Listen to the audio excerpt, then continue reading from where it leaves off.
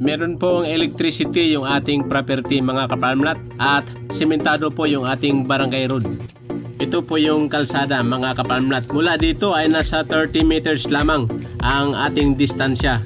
Yan, so na yan mga kaparmlat.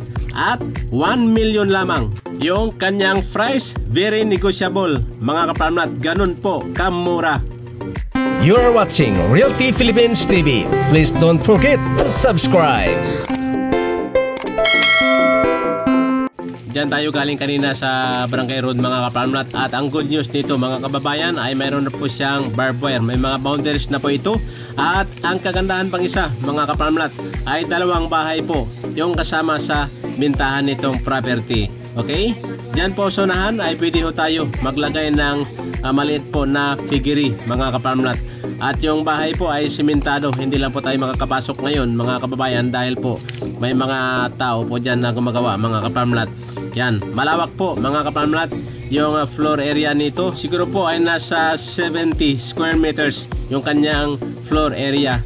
At pakinisil na po natin yung dingding niyan mga kaparmlat. Pwede na po kayo lumipat dito mga kababayan kahit ganyan po yung kanyang itsura. Kumpleto naman po, may kuryente, source ng oras supply ng tubig at maraming mga pananim dito sa ating property mga kaparmlat. Nakita po natin bayabas, niyog, mayroon tayong nakitang saging, rambutan at saka po guyabano at saka langka mga kaparmlat. Yan naman yung mga gulay nila mga kaparmlat. Pwede ho dito magtanim ng ampalaya, mga sitaw, ganun po yung advantage. Ngayon mga kaparmlat, dito po sa area na ito yung ating magiging paradahan ng sasakyan. Yan po yung magiging gate natin sa puno ng langka na yan. At tulad ng nabanggit ko kanina, 30 meters lamang yung ating distansya mula dito hanggang dyan sa Barangay Road. At kayo naman mga kaparmlat, ito po yung ating bahay. Yan, malaki na po ito mga kaparmlat sa mga gusto po mag-retire. Kunting linis at pagandahin, pinturahan. Ngayon mga kaparmlat, ito naman po yung isang bahay pa nakasama sa property. Yan o.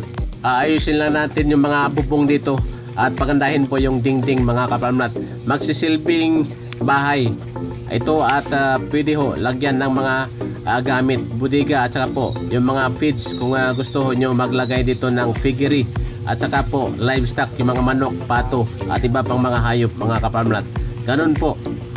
Ngayon mula dito sa bahay, palabas tayo papunta doon sa naunang bahay kanina na nakita nyo mga kaparmlat. Ito po yung kasama sa property at ang total area po nito ay 1,000 square meters lamang mga kababayan. Tax declaration at sa halagang 1 million. Very negotiable mga kaparmlat. Yan po ay presyo ng nagturo dito mga kaparmlat. At kung kayo interesado, tumawag lamang dyan sa mga cellphone numbers na naka-flash sa ating screen at sa aking messenger account, Rosendo Saminyan. At pwede ho kayo mag-email sa ating email account mga kaparmlat, lanidakasin@yahoo.com. At tuloy-tuloy pa rin po yung ating services mga kaparmlat. Kaya po ng transfer of land title, application of original certificate of title at saka po kung may tax declaration lamang yung inyong nabiling lupa gaya po nito ay kami na rin po maglakad mga kaparmlat. Kaya po walang problema sa inyong mga bibilhing property dahil nag-aayos po tayo ng mga titulo mga kaparmlat. Yan po yung isang bahay kanina na ating binidyuhan mga kababayan at tayo po ay nasa Rizal Province lamang. Yan po, marami pong salamat at muli from Rizal.